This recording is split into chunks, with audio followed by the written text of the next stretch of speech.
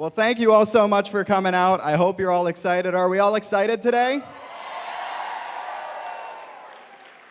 Great. Well, I am incredibly excited too, and not just because we are only 4 days away from the Pennsylvania primary, not just because we're going to knock on a whole lot of doors today or make a lot of phone calls, but because I hear, and correct me if I'm wrong, but I hear we have a special guest in the house today. Is that correct? I hear that we have President Bill Clinton in the house today. Is that correct? All right, well, I hope you're all excited. And before we get to President Clinton, I just wanted to tell you a little bit about myself and why I'm here in Pennsylvania, sending you too many emails and making too many phone calls that wake you up. My name's Mark Riffenberg, and I'm originally from a little city in western Massachusetts called Holyoke. Now, you know, I born and raised in Holyoke, born and raised in Holyoke. And, you know, it's my hometown. It's the place that I love. I graduated from Holyoke High School, spent some time at the community college, and really, it's the place I call home. But, you know, for as much as I love Holyoke, it's a city with its problems. It's one of the poorest communities in Massachusetts, and like so many places in the northeastern United States, it's a city that's really been stricken with the heroin epidemic. We suffer fairly regularly from heroin overdose, and it's a huge problem in the city of Holyoke, and it's something that, growing up, is part of the life in Holyoke. So when I graduated from high school, I had worked on a few campaigns, I had knocked a few doors in my day, and I had a general idea of how one could get elected to office. So I did what most 18-year-olds do, at least I think, and I went to City Hall and pulled papers to run for city council. So I would go out and knock on folks' doors and say, hello, my name's Mark Riffenberg, and I'm running for city council here in Holyoke, and they would ask me, are you joking? And I would say, no, I'm here to try and make a difference. So I ran, and I gave it my all. I put my heart and soul into that campaign. I knocked so many doors, I made so many phone calls, but at the end of the day, unfortunately, we were unsuccessful. So I had a choice to make. I could stay involved, or I could kind of fade into the background, but I chose to stay involved. And 2 years went by, and it was time to pull papers for the next election, so I did. And I was in the middle of another heated campaign for Holyoke City Council when Hillary Clinton announced that she was running for president. And I'd worked on campaigns, and I knew that this was a campaign I really wanted to be involved in. So I had a bit of a choice to make. I could stick around in Holyoke and run for city council and see how that worked out, or I could go and work for Hillary Clinton. And, you know, the more I thought about it, the clearer the choice became. Because Hillary Clinton is someone who's going to fight for every single issue that I held close to my heart. The things that inspired me to run for city council in the first place at the age of 18 are the things that I knew I could trust Hillary Clinton to handle. I knew that Hillary Clinton understood what was going on with the heroin epidemic in my city. I knew for a fact that Hillary Clinton was going to fight for low-income families and middle-income families, families like mine, to help make sure that they can get ahead and stay ahead. I knew that Hillary Clinton understood that no matter where you are born, no matter what your zip code is, you deserve a quality education, and that all children should have access to high-quality education. So I decided, and I took a job with the Hillary Clinton campaign. I've been to Las Vegas, Nevada, Detroit, Michigan, and now I'm here in incredible Delaware County in Pennsylvania. And I am so excited because we are getting closer and closer to bringing this thing home. And that's where you come in. So we only have 4 days left in this election. We only have 4 days until Pennsylvania votes and decides who they want to be the Democratic nominee. And Hillary is counting on each and every one of us to get out there and to knock on doors, to make phone calls, to talk to their neighbors, and to help bring this thing home. Today, we've got folks who are going to be stationed on your way out who will be able to get you set up with a clipboard that you can take home and knock doors in your neighborhood. We ask that every single person in this room grab a clipboard on their way out, because the reality is if we don't knock these doors, things are going to be a lot tougher. But with your help, we're going to be able to pull this off. So I really need your help. Let's just get a show of hands. How many of you guys are voting for Hillary on Tuesday? All right, that's pretty good. Now, how many of you have volunteered for Hillary? So, I'm not a math major, but the difference is quite a few folks. So what I'm going to ask is that everyone who hasn't volunteered yet, please, on your way out, take a packet. We need all of the help we can get if we're going to bring this thing home, and Hillary is counting on us to knock on those doors, to talk to our neighbors, and to make sure that on April 26th, she receives a majority of the votes here in Pennsylvania. So can I count on you to help out in these last few days? Can Hillary count on you to help out in these last few days? All right. So I just have one more question. April 26th, you're going to walk into the ballot box. Who are you going to vote for? I'm really hard of hearing. I'm sorry. What did you say?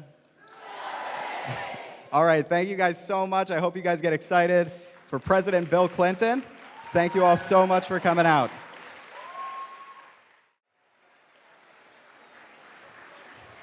Wow, look at this crowd. Hello, Delaware County. Hello, Swarthmore. Thank you so much for joining us here today, folks. My son Wendell wanted to let you know that he's here, and in 1 year, he's going to be in kindergarten here at this school. So this is definitely home base for us. And I'm so, so glad to be able to welcome you to Swarthmore Rutledge School today. So folks, I'm going to tell you why I'm with Hillary. Are there other folks here who are with Hillary today? Who's with Hillary? I'm with Hillary because I believe that we need a president who's going to focus on the issues that Pennsylvania families care about. Getting a college degree without being burdened by debt. Investing in clean energy that will both protect our environment and create good-paying jobs. Yep. I believe that we need to protect women's health and reproductive rights from being under attack. And I believe we need someone who's going to fight for everybody, no matter the color of their skin or who they love.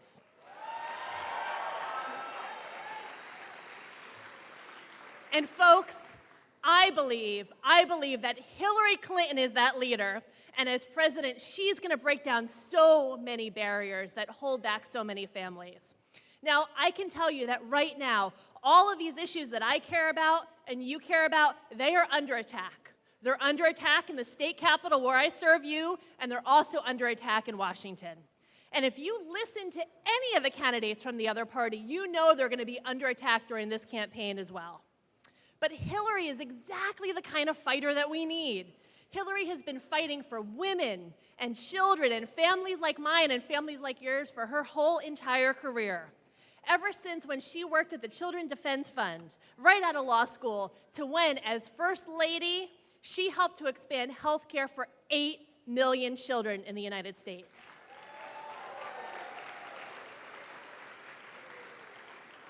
Hillary Clinton has a track record of fighting for folks like you and for me. And I can tell you for sure, in my lifetime, we have never seen such a qualified candidate for president in the United States before.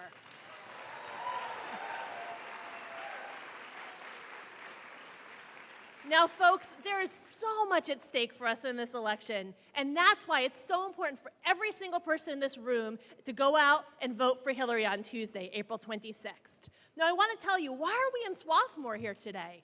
Why are we in Swarthmore? Well, Delaware County is ground zero this year in this presidential election.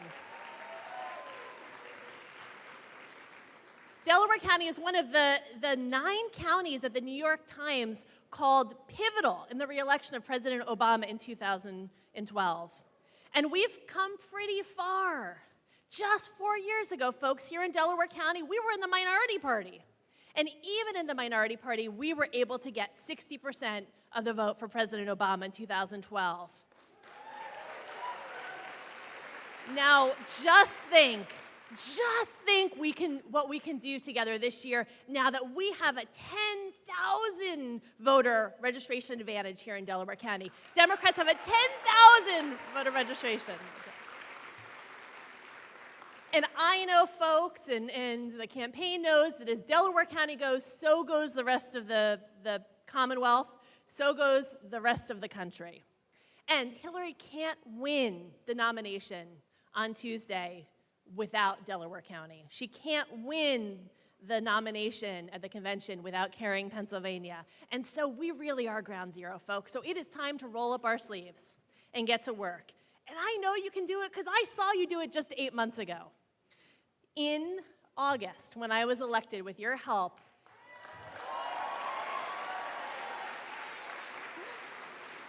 in August, on a hot, hot summer day, we got 34% of voters to turn out in August. And because of you, you sent me to Harrisburg, where I continue to fight for you and your families today. So we're going to do it again, folks. We're going to do it again, but we got some work to do. And in just a minute, I am so honored to welcome President Bill Clinton to the stage. Now, he started a great trend. Did you know that since 1992, when he won, every Democrat for president has won Delaware County? Every one. So he is counting on us, folks. He is counting on us, and Hillary is counting us to come out on Tuesday and then to help them to win the general election in November. So folks, please, don't let him down. Don't let her down. We got some work to do.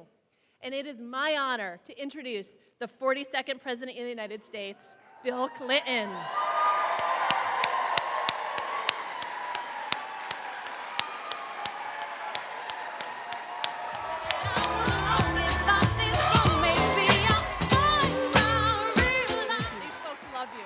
Thank you. Whoa.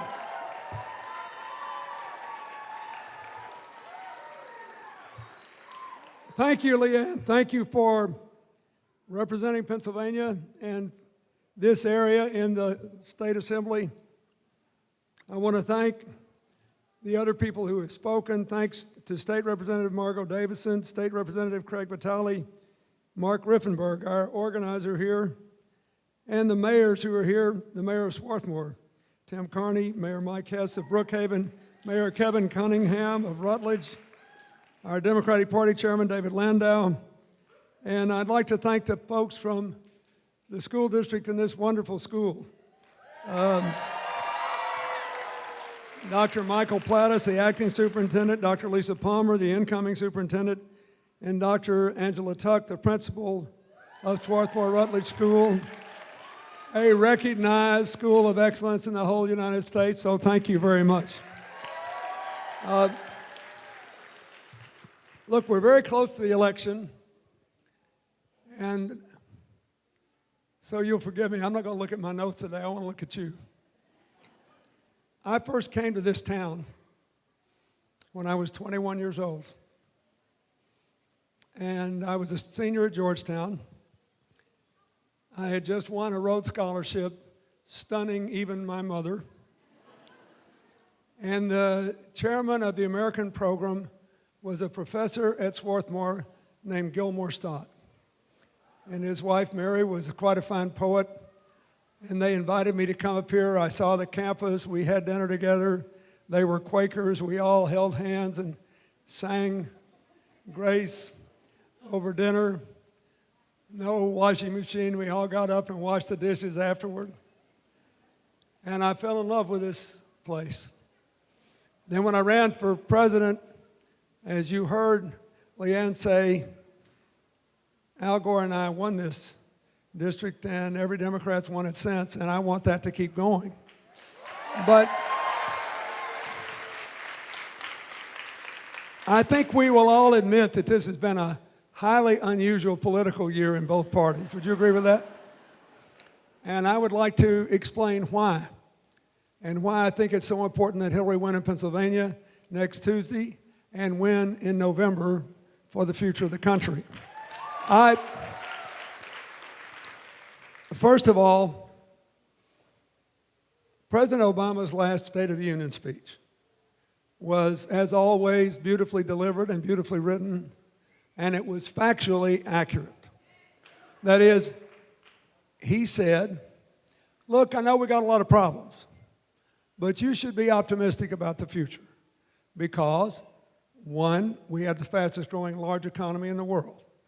Two, we've gotten 14 million jobs in the last 5 years, and that's the most since that other Democrat was president, whatever his name was. Three, for the first time in our history, we have more than 90% of our people with health insurance. Ever happened before. Fourth, we have the youngest, most diverse population of any big country, and that's a gold mine for the workforce in a global economy. We have the best system of education, training, and higher education in the world. We just need to make college more affordable and the debt more manageable. And we are number one in every scientific survey in our ability to generate electricity from the sun, the wind, and other clean resources, so we can liberate the world from the burdens of climate change and lead the way to a whole new sustainable economy that creates really good jobs with a clean energy program, an infrastructure program, etc. So don't be afraid, be optimistic. Everything he said was true. If you look at this election, the people who are supporting Hillary are the people who believe that most strongly. They believe, as I do, based on 8 years as president, 12 years as a governor, and 15 years working all over the world on every continent to create jobs and create opportunity and solve health care and other problems for people, that we are just this close to being able to all rise together again. To grow together, we have to live together. To grow together, we have to tear down all the barriers that keep some people from success, even in good times. To grow together, we have to be one country with citizens having equal power, which means we need to repeal, one way or the other, the Citizens United decision, as Hillary says. We need a Supreme Court that will expand voting rights, not contract them. Protect women's rights, not take them away. Protect labor rights, not take them away. And look, this fight with the Supreme Court that's going on now, it's a metaphor for what's happening in America. So the president nominates Merrick Garland in a clear outreach to the Republicans to try to build a global consensus or a national consensus. Why? Number one, he's 63. Unlikely that he'll serve 30 years on the court. Number two, he was confirmed overwhelmingly for the District of Columbia Circuit Court because he was the chief prosecutor in the Timothy McVeigh trial, the Oklahoma City bomber. So why don't they want to give him a hearing? Well, there are a couple of reasons. Number one, if they give him a hearing, then all those Republican senators will be hard-pressed to say why they don't want him to be on the Supreme Court, because they'll have to eat the words that they said when I put him on the Court of Appeals. And they thought he was the greatest thing since sliced bread. Number two, for years and years and years, they have pushed a part of their extreme agenda through 5-4 votes in the Supreme Court. I'll give you just one example. After Justice Scalia's untimely demise, there was a case before the court that if the court ruled for the plaintiffs, would have literally destroyed the public employee union movement nationwide. The vote was 4-4. It would have been 5-4. The worst vote to me was the voting rights decision, maybe because I'm a Southerner. But it basically said, it gutted the Voting Rights Act, which said before then, by the way, it had been overwhelmingly reauthorized just a few years before by Republicans as well as Democrats. It said, if there is any district or state in the country with a history of discrimination based on race, they can't restrict the right to vote and make it harder to vote unless the Justice Department says okay. The Supreme Court, in an amazing flight of fantasy, said, oh, since then a lot of African Americans have been elected to public office, we don't need it anymore, that's our finding, throw it away. I used to teach constitutional law. If somebody had given that answer to that question, I would have given them an F. Because one of the favored ways to restrict the impact of our citizens of color and young people is to redistrict state legislatures and congressional seats so that African Americans may win more elections, but 90% of their electorate is African American, so they can't influence other elections. It was a crazy decision. And what happened since? We've been flooded with attempts to restrict voting rights. In Arizona, a state where Hispanics are the largest minority, in the last election, to give you an idea how bad this is, and Hillary won anyway, though it hurt her, every county in Arizona had a voting station ratio to voters of 1 to 2,100. That's pretty good. That is, there had to be one voting place for every 2,100 voters, registered voters. Except in Maricopa County, the biggest county where Phoenix is, and the most Democratic county, where there was one voting station for every 20,000 voters. We cannot afford a right-wing Supreme Court, a right-wing Congress, and a right-wing president. The country cannot afford it. We've got to grow together, and we've got to live together, and we've got to be citizens together, and we can't do it if the Supreme Court is furthering an extreme agenda. So, I think there are 3 reasons that Hillary should win this election.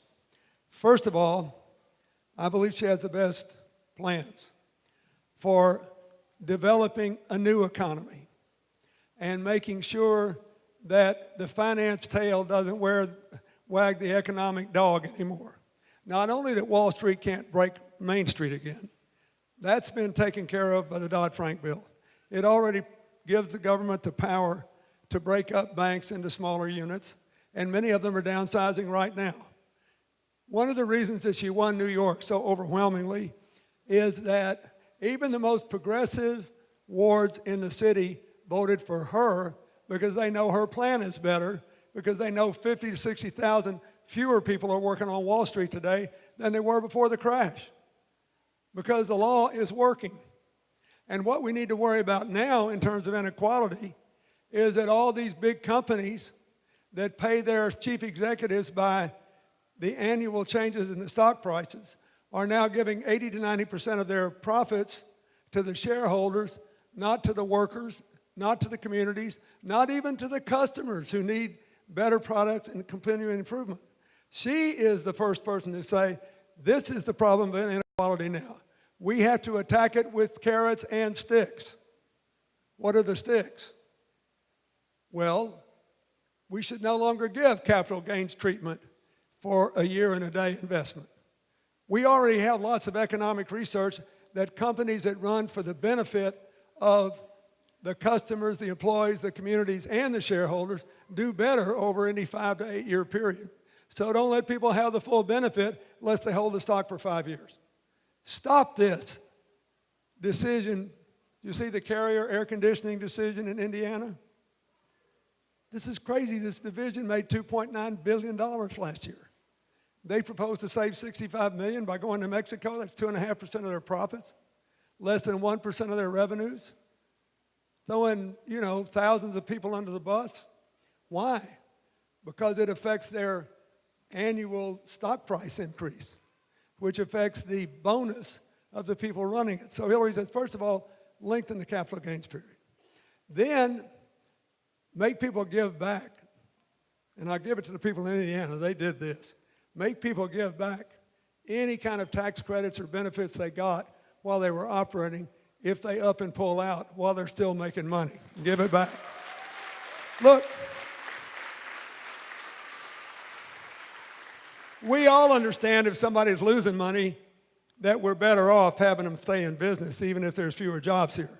But if you're making $2.9 billion a year and you're going to throw thousands of people under the bus for 2.5% of your profits, there is something wrong with that. When we all know that within 5 or 10 years, in the natural increase of productivity, the labor costs won't make any difference. And so we know this. Second thing she proposes to do is to give more tax benefits to companies that share profits with their employees and communities. Give them 15% tax credit. Give them incentives to provide apprenticeships and training programs for young people who can get middle-class jobs and have middle-class lives, even if they don't have four-year college education, if they're in a part of the economy that is growing. Those two things will have a great influence in reducing inequality, but you still have to create more jobs. The first thing she wants to do is to have a national infrastructure program focused on more than roads and bridges and ports and airports. Focused on the fact that Flint, Michigan is nowhere near the only city in America where children have elevated lead levels in their bloods because of old rusty pipes. And if you tore them all up and put down new ones, you could create a zillion jobs that wouldn't be exported and give every child in this country a healthy future. That would be good for America. The second thing is, she's serious about wanting America to be the world's clean energy superpower. And whenever I make this speech, anywhere this far east in America, I can see people looking at me and they say, oh, that Bill Clinton's a pretty nice fella, but he's getting old. He thinks he's in California. When I talk about Hillary's commitment to put up 500 million solar panels, it is true California is the #1 state in America when it comes to solar panels deployed. Anybody want to know what number 2 is? New Jersey. Look, these things are so sensitive now, and they're so, relatively speaking, inexpensive, with the price dropping every year, that we can create huge numbers of jobs all across America in solar energy and wind energy. There are 3 states already, 3, that get 30%, a third or more of their energy, electricity, from the wind. Minnesota, Iowa, and Texas, the oil capital of America. And guess what? Iowa has the lowest electric rates in the country. So that brings me to the next thing. Hillary says we can bring back manufacturing to America. One of the reasons she won so big in New York is that the Bronx is growing manufacturing jobs. Why? Because the most important thing is no longer labor costs, it's materials, energy, and transportation. Since America has the biggest market in the world, let's save the transportation costs, make more things here, and target the areas like West Virginia and the rest of Appalachia, like Indian country, like inner city neighborhoods that have been left out and left behind, and give people tax breaks to come to America and make things in America. So, the other thing is, this will lead, it's a nice segue into the education section. We can't forget that literally 2/3 of America's new jobs for 20 years have come from small business. And through no fault of anybody, small business lending fell off the charts when the economy failed. And then when we came back with this new law, this Dodd-Frank law, it specifically does not cover small business community lending, but a lot of banks act like it does because they're scared of what happened before. They don't want to happen again. You know the old joke about the great thing about a cat that sits on a hot stove is it will never sit on a hot stove again. The sad thing is it'll never sit on a cold stove either. So what Hillary wants to do is to dramatically increase enforcement of the Community Reinvestment Act and to give people incentives to make small business lending the norm, because every place in America that has an ATM machine is obligated to consider loans for people who live there. And wherever you do that, good things happen. We were in the top 5 in small business formation every year I was president, and one big reason was we had $800 billion in community lending. And the Republicans tried to blame me for the crash because I wanted banks to invest in their neighbors. And guess what? All those banks were less likely to fail. They're wrong. That's what Hillary wants to bring back. And she wants the Small Business Administration to focus on women-owned businesses, immigrant and minority-owned businesses, and businesses in areas where the per capita income has been stuck, to start businesses going in America today. Now, if you do all that, we'll grow a lot of jobs, and we'll reduce inequality. But there'll still be people left out and left behind unless we take down the other barriers. We need equal pay, paid leave, and affordable child care so women will be equally represented.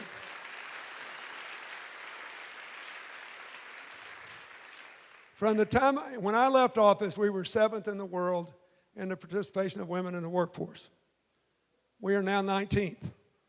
Not because of anything President Obama did. He's done a far better job than he's gotten credit for, and I'll explain why in a minute. But because the labor force participation is still slack. And that's why so many people hadn't gotten a raise. But now you have to make it possible for people to succeed at work and succeed at raising children. And if you make them choose, your country's in trouble. There are only 7 countries in the world that don't have any form of paid leave now. We are one of them. No other country remotely as well off as we are has declined to provide paid leave. So that's a barrier we got to get rid of. And look at the education barrier. First, let's start with this school. This school has been recognized. I can walk in the classrooms, which I did, and tell it's a good school. Why? Because the key is whether you've got a good teacher and whether you've got a good principal. Then if you have found a way to involve the parents, that's better. But it begins with the teacher. So Hillary says we got to get to the point in America where your education does not depend on the zip code you live in. It doesn't. We've got to get, and that means she believes since federal education funding is never more than 7 or 8% of total school funding, we should focus on what matters most. Look, she's not against all testing and all accountability, but if you look at the evidence, the most effective way you can spend the money is in trying to invest in teacher improvement, in helping teachers do better, in principal improvement. Nobody gets up every day. No one gets up every day, no matter how tough their class is or how tough their job is, and say, oh good, I can go fail again today. Do they? Shanghai has the most effective big city school system in the world now, according to all these surveys. If you read the interview I read with the superintendent, you would say, now that's the kind of person I'd like to have around here. You know what the guy said? They were all raving on him, how do you guys do this? Because Shanghai has a lot of poor neighborhoods. He said, I didn't do very much. He said, all I did was look at my district, and I saw we had some great schools. We had some pretty good schools. We had some schools in trouble. So the first thing we did was spend a few years getting the teachers work together to make all the teachers really good. And it's not that hard. You just have to invest time to do it. And then once we made all the teachers good, we took the very best teachers and put them in the toughest schools. And before you know it, the school district looks like the best in Asia. But he said, I didn't do very much. It's all about the teachers and the culture of the school. I thought, I want to take this guy out to dinner. So that's what Hillary wants to do. Then this issue of what happens after high school is important. Here's the basic problem. We don't invest enough in apprenticeships and training programs for people who don't need four-year college degrees or don't want them because we've devalued trades that make a middle-class income. She wants to fix that. Second,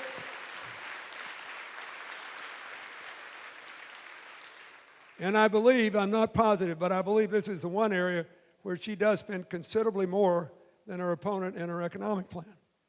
The second thing is, she wants everybody to be able to graduate from college debt-free. And she's proposed a very innovative way to finance debt for students who already have it. Since we got a lot of young people here, let me describe it. And this is one of the areas, there's a lot of overlap between these two candidates. This is one area where they disagree. So let's talk about her plan. She believes that people should be able to graduate debt-free from any public school and any private school that bends over backwards to serve effectively needy populations, from working class families, from first and second generation immigrants, from African Americans, from Hispanics. There are a lot of great private schools that we don't want to bankrupt by overly subsidizing the public schools and not helping them if they got good graduation rates and reasonable tuition costs. So she said, for everybody that needs a tuition, pay it. If they need more, what we need is a huge increase in the Pell Grants that cover not just materials, but also living expenses. Then, for people who need a little more help, create a huge number of work-study grants so people can work for 10 hours a week. Because that won't kill anybody, and that's the one proposal that will actually help hold down college costs. But for people who can afford to pay the tuition, they should pay it. Not because upper income people shouldn't pay higher taxes, but because you should take the taxes of high income people and put it into making an American modern economy that will create more good jobs for the people you're trying to educate. We have to make choices here, and that's the right thing to do. And maybe the most important thing is, how many people here know somebody with a lot of student debt? Okay, this is the most important thing. The average student debt load in America is now about $24,000, $25,000. But there are a lot of people who went on to graduate school or professional schools who owe $100. If they went to medical school, there are people who owe $200. So Hillary's plan is pretty straightforward. It says, look, the first thing we have to recognize is a college education is just as much of a lifetime asset as a home is, indeed more. But you get 20 to 30 years to pay off your home. And if interest rates drop, you can refinance your mortgage. A college debt is the only thing that you have to make big payments on every year, and if interest rates drop, you can't refinance the debt. It's the only debt in America you can't refinance. So her proposal has three elements. Number one, let everybody refinance. That alone would save 25 million young Americans an average of $2,000, but the ones that are above $24,000 in debt would save more. That's a big deal. Number two, let everybody have the option to turn it into a 20-year mortgage and to pay it back as a fixed monthly rate that is never more than 10% of their after-tax income, and could be less if they're at the average or below. And if it's not paid in 20 years, the rest is forgiven. Now, the third element is, if you will go into an AmeriCorps-approved service program for 2 years, you can get more than $23,000 debt-free and just throw it against the debt if you want and get rid of it. Now, think about what this means. Think about what this means. This means that an untold number of young people could all of a sudden move out of their parents' house, which, for all I know, might be popular with both sides. I never wanted my daughter to leave, and she couldn't wait to get away, but I mean, there it is. Second, young people who have taken jobs, and I talk to a lot of them. Every time I go to a coffee shop, I talk to the young person serving me coffee, and half the time they're there because they're trying to pay their college debt off so they can go back and eventually get their degree. So, second thing is, people that have a job that they took because it paid enough to make their debt payment, but they'd love to have another job, let's say as a social worker that pays less, you can take that job now because what you have to pay is tied to your salary. It won't cripple you. Number three, go back to the small business point.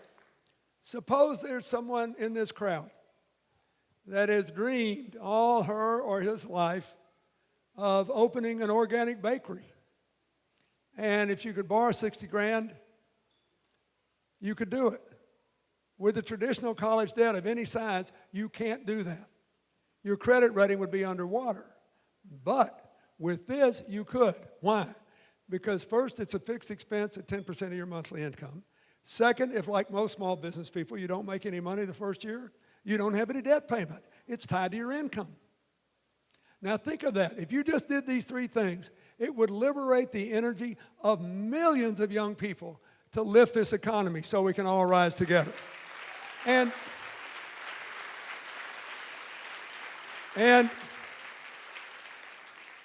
look, I've just been promoting her. I'm not in the habit of picking a fight with her opponent or his supporters, although I don't like it when people who are for Hillary are sneeringly referred to as the establishment. It's a pretty big establishment now, the Planned Parenthood and the League of Conservation Voters and the Congressional Black Caucus and all the immigration groups and the farm workers and all. It's a pretty big establishment. But he says compellingly we should have free tuition for everybody because everybody needs a college education.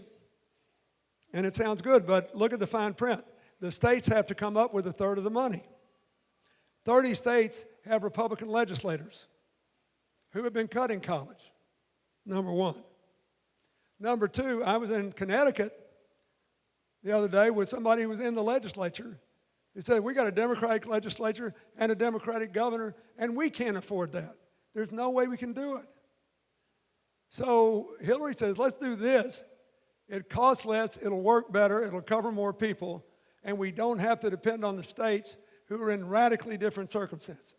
And number three, this, if you pay tuition for everybody, then you punish the states that have done the most and busted themselves to try to get help to college education and reward the states that have made tuition the highest. So I think her plan is fairer and will work better and is more likely to be enacted. There are other barriers. I think we need immigration reform in America, and we need to stop talking about sending all the immigrants home. I think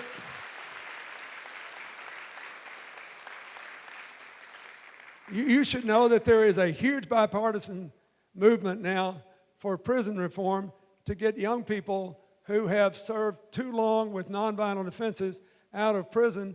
But Hillary had the first program in this campaign to say, look, don't let people out without the chance to succeed. So let them out with education, with training, with transition support, and don't have them have to check a box that says they've been in jail before they can be hired. Let this start so we can all rise together. There's a lot of bipartisan support. There's a lot of bipartisan support for dealing with another big barrier, which is this epidemic of prescription drug and heroin abuse that's sweeping across America. And again, she said, I want a plan that focuses on the public health issues. We need more mental health. We need more treatment. We need to invest in people. We need to help them get away from this. And we need to marry this to incentives to invest in areas that have been left out and left behind economically. Because if you read a public health article, they'll say the working class life expectancy is dropping because of this drug epidemic, because of rising alcoholism, because of rising suicides, because women are smoking as much as men now in this group. But they're really dying from a broken heart, folks. It's not an accident that this drug epidemic has cut the widest swath in the most distressed areas. It's not an accident that West Virginia today has the second weakest economy and the highest rate of addiction. They're not bad people. They're hardworking, earnest, good people.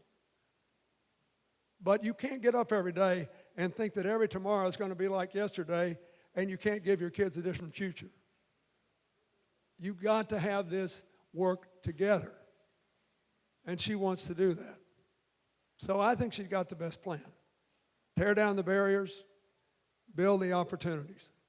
I think she's the only person who's had the experience to go in and do the foreign policy and national security part of the job and the domestic team. And let me say, every time this is discussed in debates, I'm sympathetic because they only have a little amount of time. They always want to talk about when are you going to use military force. The most important things are when you don't use military force. When you bring diplomacy to bear. When you bring an effort to reach people also over the social media to make more friends and fewer enemies. This terrible terrorist incident in San Bernardino, those people were converted over the social media. So I don't want to get in the other party's business, but you can build a wall across the Rio Grande River. You can build a wall across the Canadian border. You can raise great seawalls in the Atlantic and Pacific. You can send the United States Navy to the Gulf of Mexico. You can use the Air Force to force every plane coming from any other country down. And you still can't keep out the social media. One of the smartest things Hillary did when the president asked her to be Secretary of State, and you know, they decided they should do it to make the country strong and more effective. And approval of America was 20 points higher when she left office than when she came around the world. But one reason is, she said, okay, if you want me to do this, Mr. President, I'd like something from you. He said, what? She said, I want you to give me some of those young techno geniuses that helped you beat me in the primary over the social media so we can fight this battle of the brains, of the mind, of the heart that's going on inside more than 1 billion heads all around the country, including we need our moderate, terrorist-hating, law-abiding Muslims to help us win that fight. That's why we're going to do this together. And so, and the evidence is pretty strong that she was quite successful there in negotiating the sanctions on Iran, in negotiating the only nuclear treaty that survives our efforts to get along with Mr. Putin better, reduces the threat of accidental or intentional nuclear exchange, in ending a shooting war between Hamas and Israel in Gaza, in so many other areas, and in making more friends and fewer adversaries. This is important. Why is this important? Because the only thing that can stop us from all rising together again, besides gridlock at home, is all this trouble going on around the world. Look at the turmoil Europe's in over the refugee crisis, the largest since World War II. The British are thinking about withdrawing from the EU. It's going to kill Ireland if it happens. And I could give you lots of other things. The turmoil in Brazil, if all this stuff gets bad enough, it could keep us from rising. And on the other hand, if we do rise, they'll do a lot better, and a lot of this anxiety and fighting will go down. You need somebody that understands that. And the last thing I want to say is, she's the best change maker I've ever known. She was when we were in law school. She was when she got out of law school and she went to work for the Children's Defense Fund, working for juvenile justice reform in South Carolina, working to close segregated private academies in Alabama. One of my friends who's an African-American leader called me after the Alabama primary and said, did she really get 93% of the African-American vote? I said, yeah. He said, that's impossible.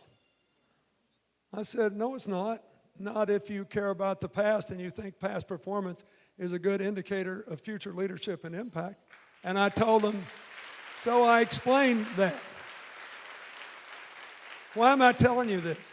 This is not inside versus outside, establishment versus revolution.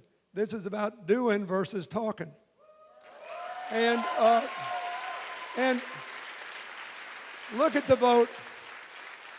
She got that vote in New York from the people who know her best and trust her most because they have seen her make change. Without regard to, if you look at the wards in New York City, the most liberal wards voted for her. The people that normally would have predicted to been for her opponent. Why? Because they understand how this economy works. And they know that the problem is not the big banks sinking Wall Street again and Main Street.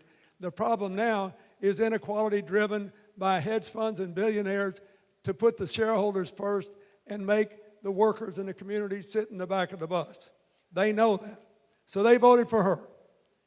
And all I can tell you is, from the first time I met her 45 years ago till I said goodbye this morning, she's the best change maker I've ever known. And we need change makers. And look, the two candidates left have a 93% overlap in their votes. They're both very progressive Democrats. I happen, you won't be surprised, and where they have differed, in virtually every case, I agreed with the way Hillary voted. But the most important thing is, who's going to make the change? So I will just close with this and ask you to communicate it from now till Tuesday. The health care vote for many people was an easy vote.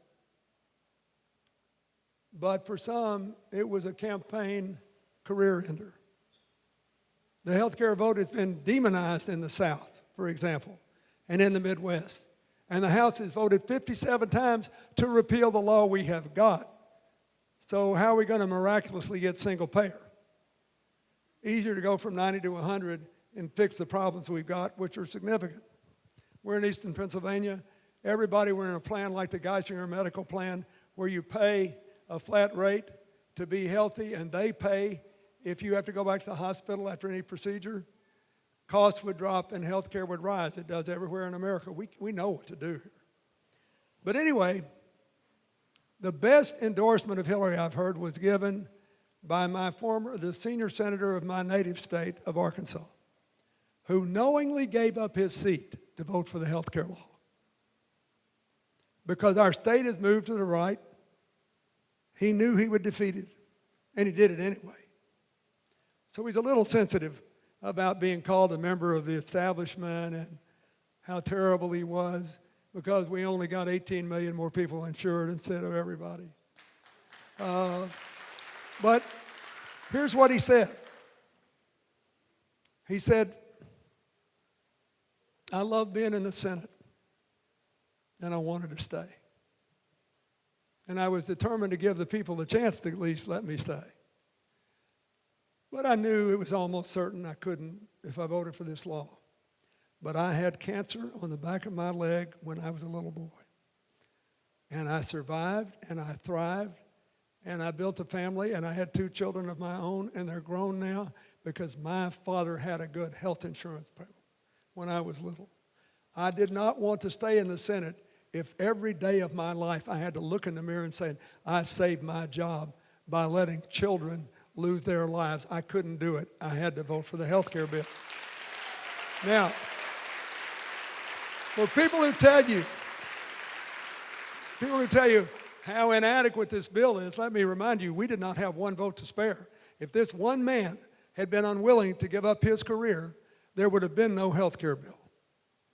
We didn't have a vote to spare. So here's his endorsement, 4 simple sentences. I know both these candidates. I like them both, and I served with them both. But if you want to get something done, you better make Hillary the president. That's his endorsement. And so that's my pitch. The Commonwealth of Pennsylvania has been wonderful to our family. You voted for me twice. You voted for her once. You've continued to push the ball forward on all the progressive causes in America. You proved we could do it together. I ask you to be there Tuesday and bring your friends and neighbors kicking and screaming. We're going to have a great year if we do this. Thank you.